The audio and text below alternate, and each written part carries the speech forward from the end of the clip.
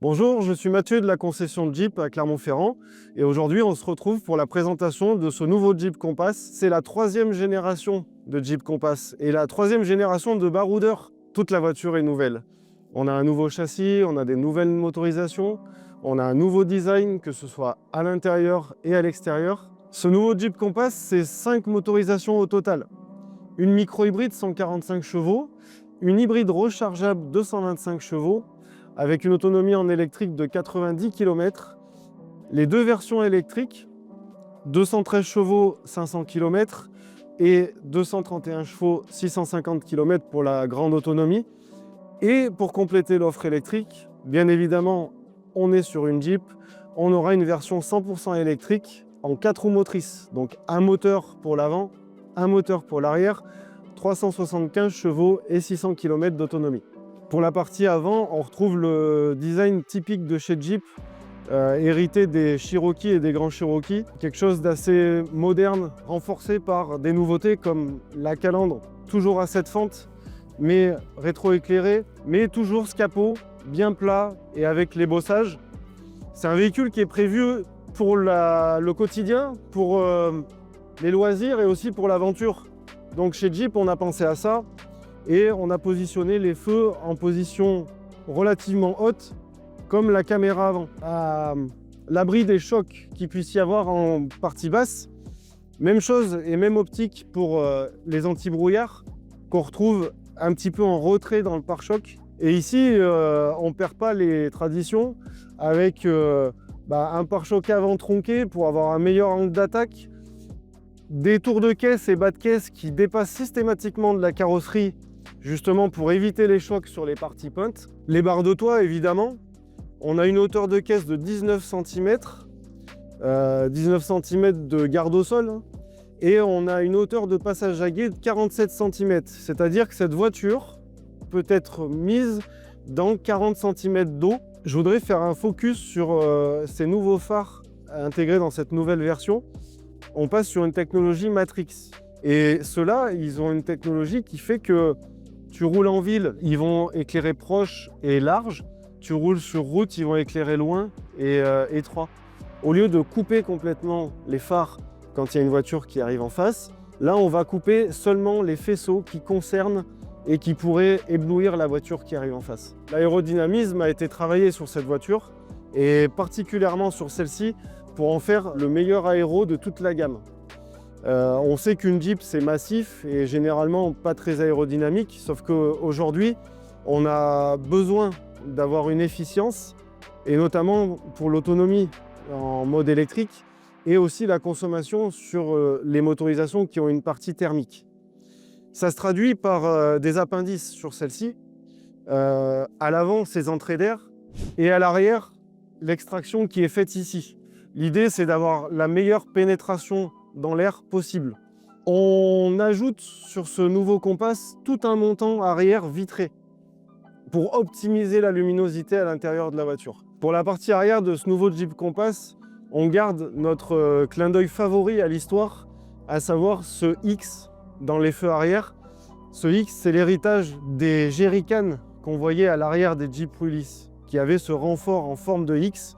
Et c'est quelque chose qu'on retrouve sur toute la gamme. Et on inaugure une nouvelle signature lumineuse, donc on met en valeur notre logo qui est connu de tous, et cette fois-ci avec une barre lumineuse qui reste allumée sur tous les modèles, et sur certaines versions, ce logo illuminé aussi en rouge pour faire une continuité sur tout l'arrière du véhicule. On est sur un véhicule qui fait partie du segment C SUV, donc des SUV qui vont être amenés à voyager aussi. Et un des éléments importants, ça va être le volume du coffre. Sur notre version, on a une possibilité d'ouverture électrique, mais aussi main libre en passant le pied en dessous du pare-choc. On retrouve un volume de 550 litres sur toutes les versions, c'est-à-dire électrique et aussi les versions hybrides ou hybrides rechargeables. C'est important puisque souvent, sur les versions électriques ou hybrides rechargeables, on a une perte de volume au niveau du coffre pour les batteries.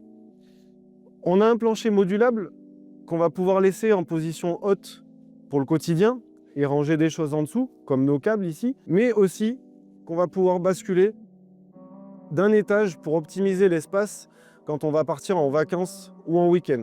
On a une modularité aussi au niveau des banquettes, bien sûr. La version qu'on vous présente aujourd'hui, c'est une version 100% électrique. Donc celle-ci fait 213 chevaux pour une autonomie de 500 km en WLTP. On retrouve la prise de recharge traditionnelle d'un véhicule électrique avec une partie plutôt domestique où on va pouvoir aller de 11 kW à 22 kW sur un chargeur à 22 kW en option sur ce véhicule. Et bien évidemment, en retirant la partie inférieure, on se retrouve sur une prise combo acceptant jusqu'à 160 kW sur une borne en courant continu.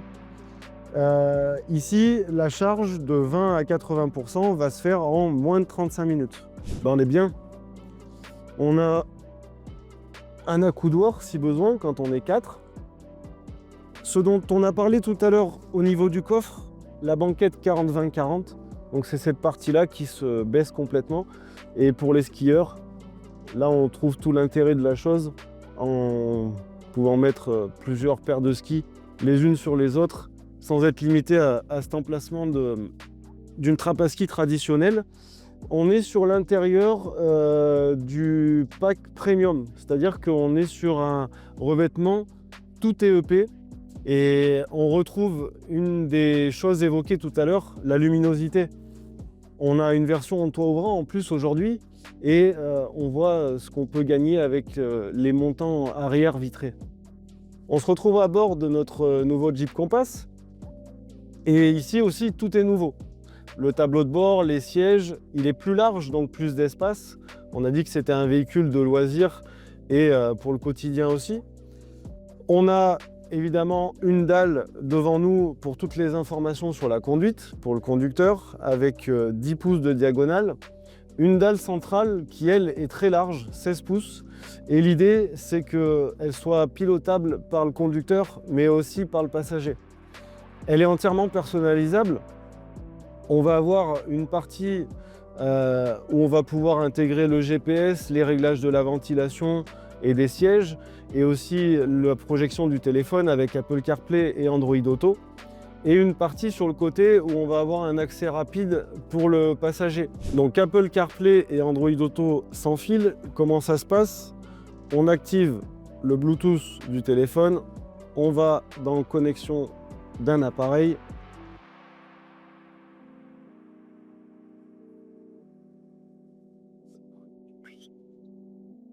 Et nous voilà dans la projection Android Auto pour moi, mais Apple CarPlay pour ceux qui ont un iPhone, avec tout ce que ça comprend, Waze, mais aussi Google Maps, accès à WhatsApp, la téléphonie et l'application de musique. On reçoit un message de WhatsApp, il est incrusté dans l'écran et on peut vous le lire à haute voix, vous pouvez répondre à haute voix également.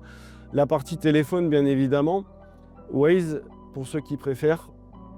Et ensuite on va pouvoir mettre ça sous différents formats, soit en plein écran, soit en écran partagé avec l'application musique, du 2/3, du 1/3. La couleur de l'écran, avec plusieurs propositions en fonction de son humeur ou de ses goûts, et aussi la couleur de l'intérieur. Ici, on a un rétroéclairage dans le tableau de bord, dans les espaces de rangement, et on va pouvoir choisir parmi toutes ces propositions celle qui nous convient le mieux. Ces sièges du pack premium sont ventilés pour l'été, sont chauffants pour l'hiver, mais sont aussi massants pour le confort lors des longs trajets. Mais on a bien évidemment aussi lié à ça le réglage électrique avec les fonctions standards. Le réglage ici des lombaires, donc ça va être le bas du dos qu'on va pouvoir sortir ou rentrer en fonction des goûts.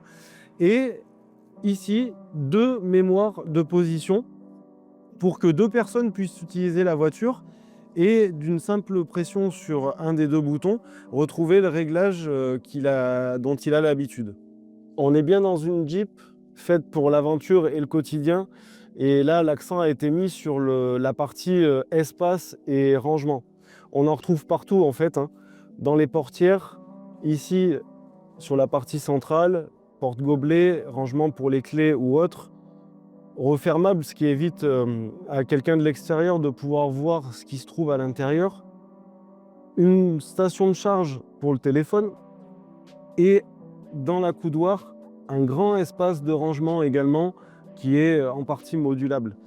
Tout ça, la boîte à gants, rangement central et dans les portes, ainsi que cette partie-là, ça représente 34 litres de rangement au total. Ce qui est important et ce qui va permettre d'être bien dans les longs trajets, mais aussi au quotidien. On est dans une Jeep, donc un autre héritage de la partie tout-terrain, et notamment quelque chose qu'on retrouve dans toutes les générations de Jeep Wrangler, et qu'on retrouve ici aussi dans ce nouveau Jeep Compass, c'est cette partie-là avec cette poignée de maintien. Ici, on retrouve le sélecteur de la boîte de vitesse, donc pour passer en marche avant, en marche arrière, ou pour se mettre en parking. On est sur un bouton rotatif. L'idée, c'est de gagner en place et de ne pas avoir quelque chose qui gêne comme un levier au milieu. Typique sur les Jeeps et présent forcément sur cette nouvelle Jeep Compass, le Select Terrain. Alors comment ça marche? C'est simple. On va monter ou descendre le curseur et aller choisir le type de terrain sur lequel on se trouve. Auto, ça s'adapte tout seul. Neige, le véhicule sait que vous êtes sur de la neige et va adapter la motricité et la réponse moteur. On a un mode sable et boue. On dispose aussi d'un mode sport qui va jouer sur plusieurs paramètres, notamment la direction qui sera un petit peu plus ferme et une réponse moteur un petit peu plus rapide. Pour ce qui est de la partie volant, on va retrouver à droite les commandes du son et de la musique en règle générale, et à gauche toute la partie régulation, donc régulateur, limiteur, régulateur adaptatif en l'occurrence. Sur notre version 100% électrique, on va retrouver 2 palettes derrière le volant. Elles vont servir à régler à la régénération, à la décélération. Sur un véhicule électrique, vous récupérez de l'énergie à la décélération et on va faire en sorte qu'elle soit plus ou moins importante, ce qui va jouer sur le frein moteur finalement, qui va être généré par cette régénération. Notre dalle pour le conducteur, elle va nous apporter toutes les informations dont on a besoin. Ici, le niveau de charge de la batterie et l'autonomie que ça amène. Et à gauche, ce qu'on appelle le wattmètre, qui nous permet de voir si on est plutôt en train de conduire de façon économique ou non. Et la manière dont on est en train de recharger aussi à la décélération. On va avoir l'indication de la signalisation avec l'affichage des panneaux et une caméra qui va les lire dans le rétroviseur central. Bien évidemment, la vitesse en km/h, le mode de conduite dans lequel on se trouve, mais aussi une personnalisation possible. Ici, on a un véhicule qui est équipé du GPS, donc on va pouvoir le projeter, l'intégrer dans cet écran. On va pouvoir aussi mettre nos compteurs journaliers, mais aussi où est-ce qu'on en est de notre autonomie et la radio ou la musique qu'on écoute. Maintenant qu'on a fait le tour en statique de ce nouveau Jeep Compass, on va aller voir ce que ça donne sur la route. C'est quoi déjà tes premières impressions en quittant le parking? Ah bah là, dans un électrique, le silence. Il se conduit super bien pour voir le gabarit en fait. C'est un modèle qui peut être urbain malgré la taille. L'angle de braquage est très bon, c'est fluide. Bah là, on a 213 chevaux disponibles immédiatement. Donc ça va plutôt pas mal. Là, c'est l'avantage de l'électrique, d'avoir suffisamment de pêche pour pouvoir s'insérer facilement et en sécurité. Donc là, on a 2 aides en la conduite liées aux normes GSR2 qui sont activées à chaque démarrage. Ça va être le maintien dans la voie et l'alerte de dépassement de vitesse. Donc si on est dans la voie et qu'on reste dans la voie, rien ne se passe. Mais par contre, si on commence à dévier sur une ligne, la voiture rattrape tout seul. Et elle prévient aussi, voilà, veuillez rester sur la voie et remettre les mains sur le volant. Là, on va pouvoir voir la régénération. Avec les palettes, j'augmente la régénération et j'amplifie le freinage régénératif. Ou je le diminue. Si on veut plus de retenue naturelle grâce à ce système, on va augmenter la régénération. Si on veut au contraire moins de retenue, on va pouvoir le baisser et du coup ajuster en fonction de ce qu'on recherche. On a des grands rétroviseurs aussi qui nous permettent de voir tout ce qu'il y a à voir lors des changements de fil. Dans ces versions électriques est équipé également du mode One Pedal qui s'active ici. Et lorsqu'il est activé, le mode One Pedal va freiner le véhicule jusqu'à l'arrêt complet. Comment ça fonctionne? On lâche l'accélérateur, le véhicule ralentit considérablement jusqu'à l'arrêt complet. Donc ça, c'est un mode qu'on va utiliser quand on sera plutôt en milieu urbain ou périurbain. Et ça va apporter plusieurs choses, hein. Un confort de conduite incontestable, puisque on va tout gérer uniquement avec le relâchement de l'accélérateur finalement, donc ne plus passer sur la pédale de frein. Ça va apporter de la régénération, donc une optimisation de l'autonomie sur les véhicules électriques. Et la troisième chose, c'est qu'on n'utilise pas les freins physiques. Donc on ne les use pas, et ça, dans le coût global d'utilisation du véhicule, ça compte. Là, on va prendre un petit chemin qui peut ressembler à ce que la plupart des utilisateurs vont faire, hein. Ce ne sera pas forcément plus que ça, mais c'est déjà pas mal. C'est une formalité, on peut dire. Puis là, on est comme c'est un véritable salon, hein. C'est hyper bien amorti, on n'entend rien de ce qui se passe à l'extérieur. Donc là, on ne s'est pas forcément mis dans un mode de conduite en particulier, mais ça suffit largement. Alors là, on est sur un chemin qui est relativement sec, mais bon, à la limite, le mode le plus adapté serait peut-être le mode sable et boue. C'est ce qu'il faut retenir, je pense. Là, on a quand même un chemin qui est quand même pas mal accidenté. On a de la chance aujourd'hui parce que il n'y a pas de boue, mais on s'en serait sorti avec le Compass sans problème. Moi, je suis bien installé. Voilà, on profite. Tu me demandais si c'était facile à garer. Donc, on se met en marche arrière. Et là, on a notre caméra 360 qui s'active. On a aussi nos rétroviseurs qui se baissent. Les capteurs de stationnement. On repasse sur la caméra avant quand on avance. On repasse sur la caméra arrière quand on recule. Et avec la caméra 360, on arrive à se mettre pile poil droit dans une place. Donc 360, on en a une sous chaque rétroviseur. Et une à l'avant et une à l'arrière. Alors, on va démarrer à 39 190 € sur la version Altitude en micro-hybride 145 chevaux.